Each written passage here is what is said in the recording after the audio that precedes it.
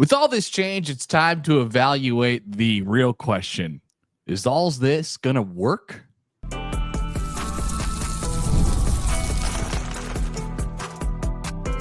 You are Locked On Nebraska, your daily Nebraska Cornhuskers podcast, part of the Locked On Podcast Network, your team every day. All right, welcome in. Happy Thursday, everybody, and thanks for making Locked On Nebraska your first listen every day. We are free and available wherever you get your podcasts and on YouTube, part of the Locked On Podcast Network, your team every day. And today's episode is brought to you by FanDuel, where right now new customers can get $200 in bonus bets when your first $5 bet wins. Okay, good morning. I am Mitch Sherman from The Athletic. Connor Happer of 1620 The Zone is with me. It is Thursday, April 3rd. We are now a Crown podcast. That's what this is. That's right. That's right. Or should I say, that's right. Gus Johnson getting back going last night. Getting fired. I didn't get to watch any of the game last night, but saw a few highlights. I saw a Nebraska fan sitting on the Georgetown bench. Beautiful. On social media. I saw that Nebraska won, and Nebraska's on to the semifinals of the Crown in Las Vegas. We will talk about that a bit in the next segment of this show. But first, let's talk about football, because that's what we do. And spring practice is going on in Lincoln. Practice number 6 of the spring taking place as we record this episode. Later today, we will get the opportunity to hear from Glenn Thomas, the Nebraska quarterbacks coach. We will hear from Donovan Riola.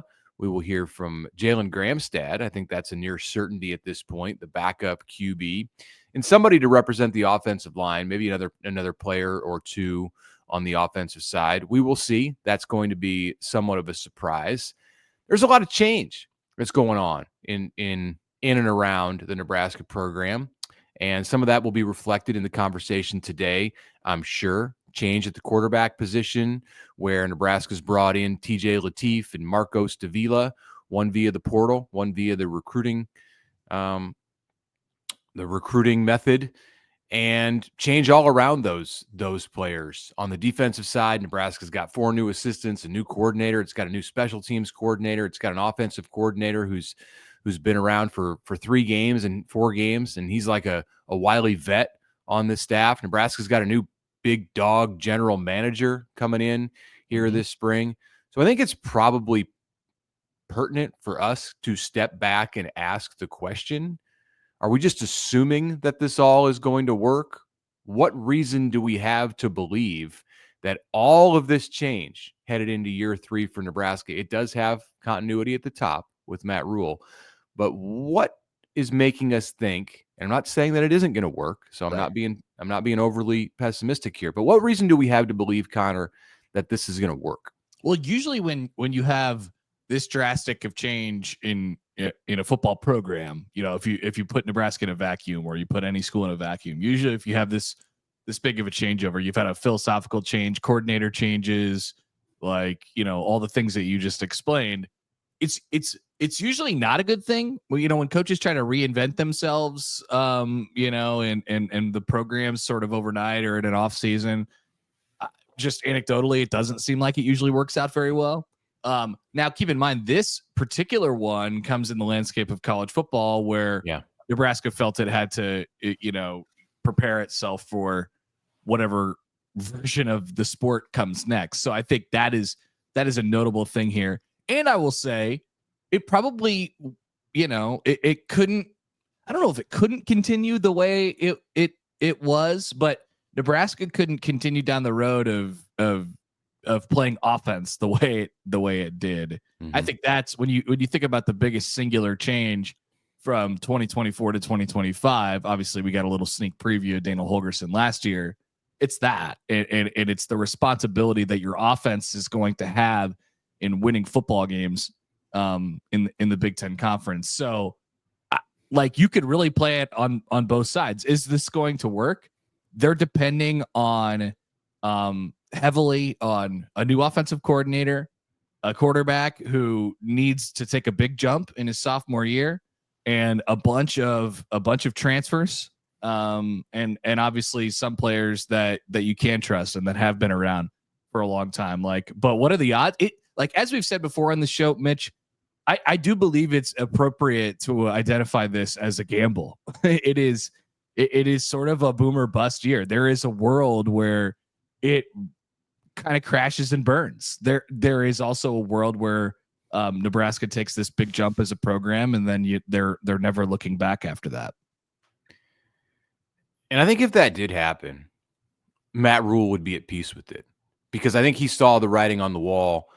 And it's funny you say that this is not happening in a vacuum, and all of this is important to understand within the context of what's going on in college football at large.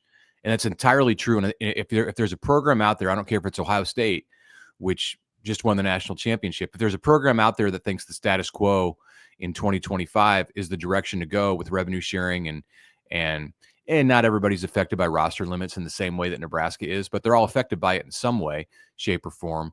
If there's a program out there that is just saying, hey, we're doing things right and we don't need to change, then they're going to suffer the effects of that. Like, they're going to get to a place in the near future where the coaches and administrators of that program say, we need to now change because we get up to speed.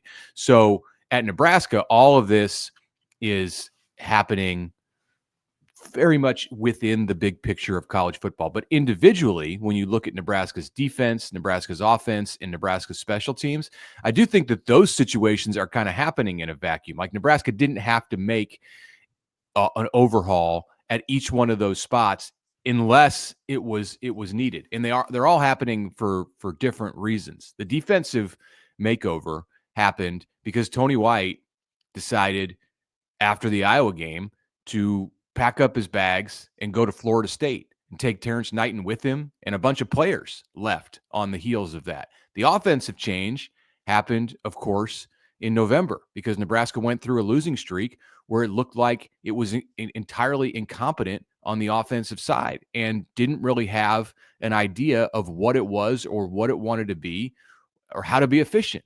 The special teams thing, I guess that's similar to what to the offense, but it happened well after the season because Nebraska just kept trying to give games away with its special teams. So all of these things were kind of cooking on different burners of the same stove. Yeah. And here we are in April, halfway through or getting close to halfway through the offseason, where, go back to like the pots on the stove analogy, there's 4 of them there. Like there's one in the big in the center. It's like all of college football, and that thing's cooking up and there's steam coming off it. And then all around it, Nebraska's got these smaller ones where this is the offense, this is the defense, this is the special team. Here's the administrative side with the GM and all of that. Like, that's a lot. If you're cooking that meal and you're standing there in front of it, you're trying to tend to 5 different things that that could burn over on the stove. Yep. You got your work cut out for you. I love what you said at the beginning there, which was, if it doesn't go well, or if it does go well, whatever, Matt Rhule will be sort of at peace of it. I really think that is a key to this entire thing, because I think about some of the, you don't have to go very far to think about the last time a Nebraska football coach tried to remake himself, and it was the last one, and he was, largely unaccepting of what the changes that were sort of forced upon him, both by the college football world and by his boss at the time. And it had no chance because Scott Frost didn't want to do it that way. And didn't believe it himself. Exactly. Matt Rhule, I would argue that he seems maybe more comfortable now in this world. He seems more upfront and kind of forthcoming, and obviously it not only has accepted the way that I don't think he loves it. I don't think he loves the way that college football is going. But I think the position that he is able to now put himself in as it pertains to his staff is something that he has completely embraced. If not, to go even further, it could be something that could be beneficial to him as a football coach and as he grows. Like, so I think that's a big difference. It highlights I mean, there are areas of coaching football where all coaches have a lot of things in common, share some traits, like just their love for the game and like the way they get into practice and how they operate in certain ways. And then there are areas specifically with the last two coaches, this coach and the previous coach at Nebraska, where they couldn't be more different. And there's some personality stuff where those two are very different. And this conversation about changing the program and a makeover in the offseason is a way to really illustrate just a huge amount of difference between the two of them, where you have one who, you could say is stubborn and really just wanted to do things his way and didn't want to feel like he was having anything forced on him. And then you have, and that of course being Frost. And then you have Matt Rhule, who he's willing to go down whatever road that everyone around him, including himself, feel is best. If we die, we die. Right. Yeah, exactly. I mean, who knew who he was talking to there? But I mean, that seemed to be like a strategy for one game within the team. But no, I mean, that's like Nebraska football at large. If we die, we die. And if that's what happens, like if this thing like spectacularly falls off the rails, I don't think there's a lot of reason to believe it will. But if it does, they can say we tried to do everything we possibly could. And it was a very difficult situation to walk into in having that much of a makeover, that much overhaul in one off season or at one time in the sport. And we didn't hold anything back. There's really been no area this year inside the Nebraska program where it's acted conservatively and just said, we're going to hold off on that. We're not going to do anything with that. We'll wait and let's see if everything else works around it. And that's good, because what this program needs desperately is action. It needs a jump in 2025. I think for fans, it's hard to, okay, all this happens in the off season and everything is different around you, and they still end up at 7-5, which is very, very possible. It's very possible, but that doesn't mean it failed. Like that could be correct. That could be the new standard for building and achieving success. So yeah, the program needs some action. That's for sure. All right. When we come back, we can finish up that topic or get into the beautiful, beautiful college basketball crown, of which Nebraska has earned themselves money now in basketball, and they're headed onto a bigger stage this weekend in Vegas. Back after this.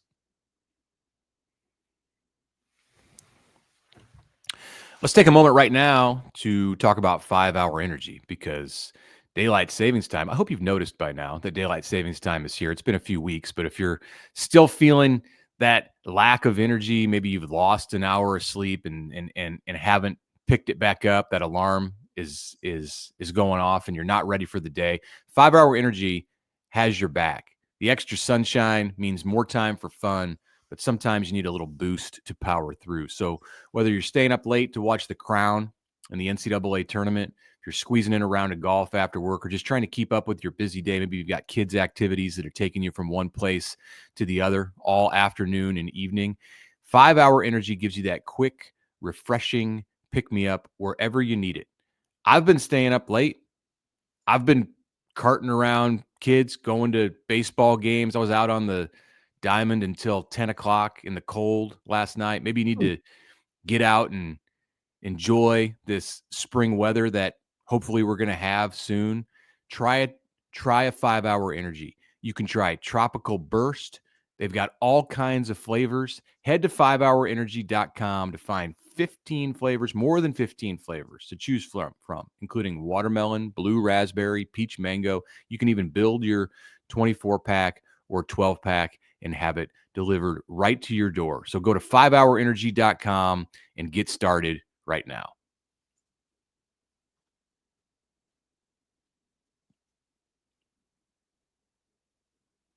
All right, welcome back. Connor Happer, Mitch Sherman with you here on the Locked On Nebraska podcast. Nebraska basketball advances in the crown. Really handled Georgetown in the first ever meeting between these two programs last night in Las Vegas. So they advanced to the semifinals, which gets them into the money range. They've earned themselves at least, I believe, $50,000 in NIL money. Boise State is next on the docket. That's a team that just barely missed the NCAA tournament. This is Saturday afternoon from the T-Mobile Arena, which is home of the Vegas Knights, which is right across the street from the MGM Grand, where they've been playing over the last couple of days. And then if they win that, they go to the final, which is Sunday, and it kind of sets the table for the Final Four games, which is pretty cool. So the stage gets a little bit bigger, the stakes get a little bit higher, and now you feel like you're in it if you're Nebraska basketball. And that doesn't even begin to tell you the story of the college basketball crown from last night. I got a question about the crown from somebody in our listening audience yesterday, who suggested to me that the arena that they're playing in is actually larger than what we were saying, that the MGM Grand Garden Arena in Las Vegas has a basketball capacity of 17,000 seats. Nope. Yeah, I don't know what this is about. Like, this is an AI overview that is screenshotted from Google, and I can tell you that's wrong. I was in the building like 4 months ago. So it's a small arena, and I know they opened some things up. The arena is usually used for boxing matches. I mean, so they can probably get more in there for boxing, right? Yeah, and there's some areas that are curtained off and stuff like that. But no, I mean it's small. It's very bare bones. There's probably 4,000 seats or something like that. And then, as we learned last night, there are courtside seats where that are just basically on the bench, and you could buy those. It's amazing. So how did that work? Because I just saw a screenshot of it and some chit chat on social media, and then a picture that would be the screenshot of a guy decked out in Nebraska gear who appeared to be sitting between Georgetown coaches. Is that possible, or was it like he between? Yeah. Yeah, I don't know why they do it this way in the NBA. I've seen it a lot at Madison Square Garden, where they'll have the bench is pushed a little bit further down toward the baseline, and then they'll sell like 4 or 5 seats that are really close to the scorer's table, and then there's it looks like the whole thing is the bench, but the players, the bench is actually further away from mid-court where these people have bought tickets to go to this game. And it just so happened there was a guy with a big red N on his shirt who was sitting on the Georgetown bench, but he was there very legally. He bought his seat. That's a thing that happens. That's truly bizarre.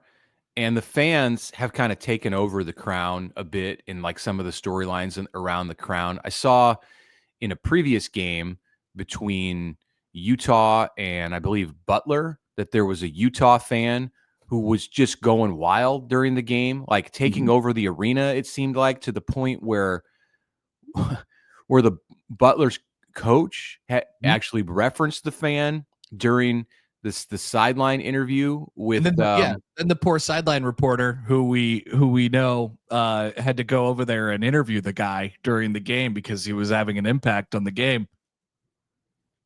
Unbelievable! Like this is great. No, I heard the clip. I heard the clip of your friend and mine, Nick Ba, going in make sure you say that right. Going to interview this Utah fan. Like, could the Utah fan have just like changed out his Utah gear and gotten a seat on the Georgetown bench and cheered for? Yeah. Okay. I think that could have happened. I think that could have happened and definitely can. It's Vegas. There are wagers and barters being made all the time. So I wouldn't be surprised if that was the case. But that guy seemed pretty fired up about his Utes. He was just saying, "Go Utes," the entire time, which was exciting. Amazing. But I thought there was some extra excitement brought to it last night by the fact that they brought in Gus Johnson and Jimmy Jackson for the game. How was that? It was great. I'm gonna read to you because I transcribed it directly and exactly in the waning seconds of the game as Nebraska's running the clock out. Andrew Morgan gets a rebound. The game is over. Nebraska's just running out the clock at this point. And Gus Johnson said, and I quote, Morgan said after college, he plans on returning to the family farm to grow corn and soybeans. And then the game ended shortly after that. It was amazing. He talked about Dylan Raiola. And it was a whole, I mean, Gus, it's hard to get Gus going for something that doesn't matter, but honestly, he's the perfect guy for this game because he's going to be super entertaining and he has done no research or prep whatsoever. Did anyone make a 50-yard field goal in the game? No, but I was waiting for some John Hull talk. That's for sure. We didn't get any. I wonder if Gus remembers John Hull. They had that great moment. Unforgettable. Yeah. So well, I'm glad that he got in the farm commentary about Andrew Morgan, because that's what everyone does in the state of Nebraska and really in the entire Midwest is we just go to college and then we have to get back to the family farm. That's what we all do. That's an experience that all of us have had. So Nebraska moves on, as you mentioned, to play Boise. I'm gonna be looking for Ashton Genty at this game. I'm sure he's going to be there. Mm-hmm. Maybe on the bench. That's Saturday at 12:30 p.m. Central Time. The other semifinal in the Crown will pit the winners from today's quarterfinals, UCF against Cincinnati and Villanova USC. So the second Crown semifinal comes up right after the Nebraska-Boise game, and that's going to lead into kind of the secondary event on Saturday that's taking place in San Antonio, with Florida going up against Auburn and Houston Duke. So you can get the big games and then watch the Final Four. The Crown Championship will be played Sunday at 4:30. Interestingly, Nebraska has now earned $50,000 by making it to the semifinals.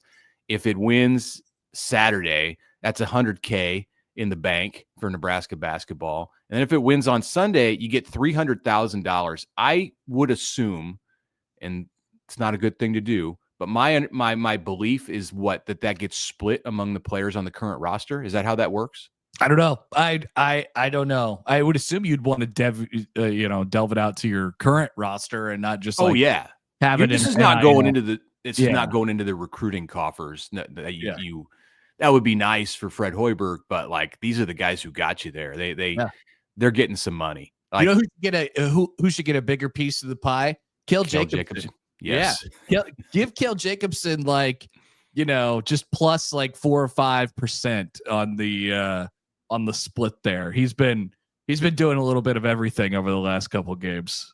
And really, it should be like rev share, where you're going to decide it based on how important they are and their impact. But my guess is like they're going to split it 15 ways.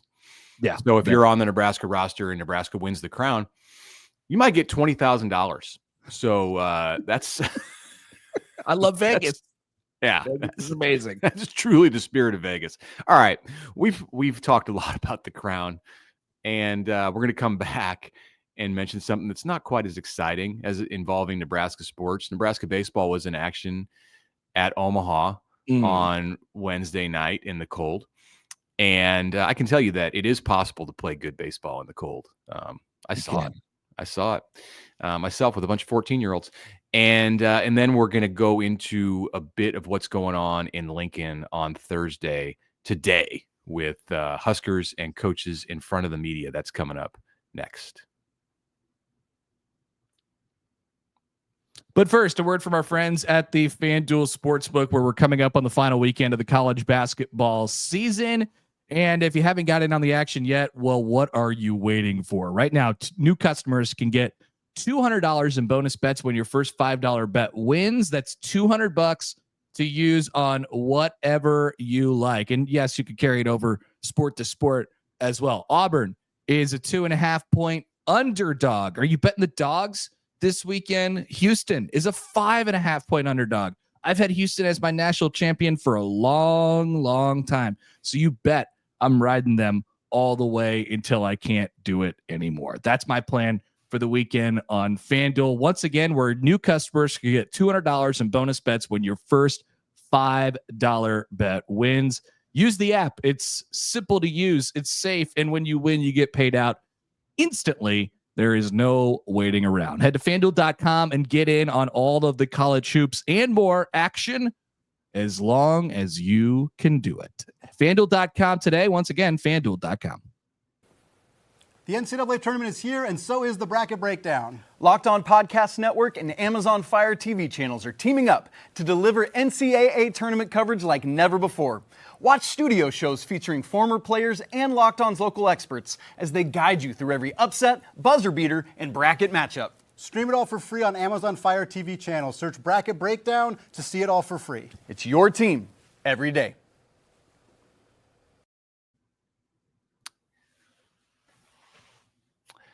All right, welcome back. Thursday episode of the Locked On Nebraska podcast. Mitch Sherman, Connor Happer with you. On Wednesday night in Omaha, it was cold. It was not a great night for baseball. And the Nebraska Cornhuskers, Will Bolt's team, fresh off a Tuesday loss at home against Creighton, went up to Tally Anderson Field and walked 12. Is this right? Yes. Am I understanding this? That the Nebraska pitchers walked 12 Mavericks and lost 11-9. Things are not. They also led by 5 at one point. Again, this Omaha, is on the heels. Yeah. Omaha is not good. But they have some like wins on their resume, but no, Kansas, I guess. Oh, they beat LSU. They beat LSU once. They beat K-State. Okay, I'll take that back. I'm sorry.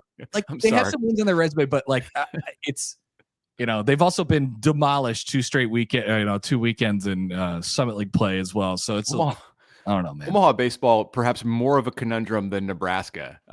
Maybe can't get to a winning record in the Summit League, yet beat LSU and almost no hit LSU earlier this season. So we got some weird stuff going on in college baseball. Creighton, the team with the coach in waiting, which that should be the cluster among college baseball situations in the state of Nebraska, because that's tough to manage. They're stable. Things are fine, seemingly, at least on the outside. And then you got UNO, which, all right, and Nebraska, which is just a mess. Huskers beat Oregon State 2 out of 3. Look, Nebraska finished second in the Big Ten last year and won the Big Ten tournament and went to an NCAA regional and lost against Jack Caglione. But what's going on? Like, what if you're Troy Dannon, how are you looking at the situation? I think if you're Will Bolt, you look at your offense and you say, this is just not working. We have to, we don't have. They walked 12. That's true. But you look at it, the problems most of the games, and I look at the offense and it's like, okay, well, we don't have Bryce Matthews, we don't have Max Anderson, so we're not going to be hitting the ball out of the yard, X amount of times a season. So we have to create an identity for ourselves, and we have to do some of the little things right, and they don't do any of that stuff right, So and they could put it together, on 1 out of 4 nights or something like that, and they certainly got it together for the latter stages of that Oregon State series. No doubt about it, too, with the pitching. You just can't walk 12 guys. They threw most of their best bullpen arms out there against Creighton on Tuesday, and they still weren't able to, find a way. At least they walked less in that game.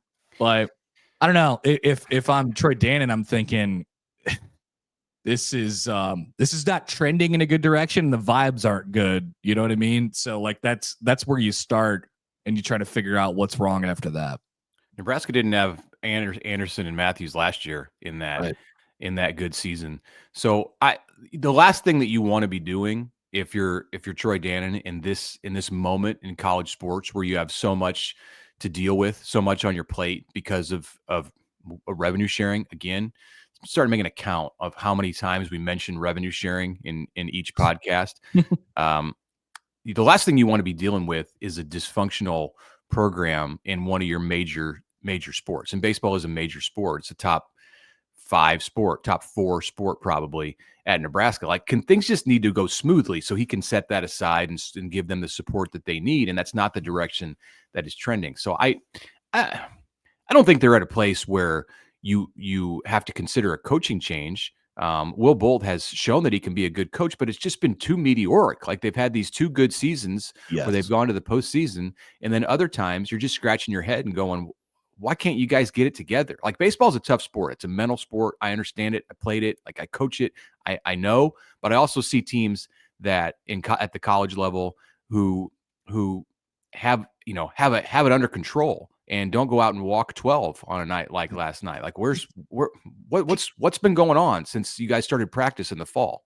Consistency is a hard thing to achieve, but you have to, and there's varying degrees of it. And so if you could achieve a better degree than your opponents or most of them in the Big Ten or whatever it is, then you're going to be okay. And Nebraska just seems to be one of the most inconsistent teams out there right now. Before we wrap up, Mitch, today we'll hear from Donovan Rhule, who got an accidental shout out on the Crown broadcast last night. I think Gus Johnson was trying to say Dominic Rhule and mentioned Donovan Rhule. They ended up talking about Nebraska wide receivers. Hey, Jim Jackson asked, hey, do they have any good wide receivers? And Gus Johnson ended up talking about something. It was nuts. You got it. Like, the Crown, you got to watch it.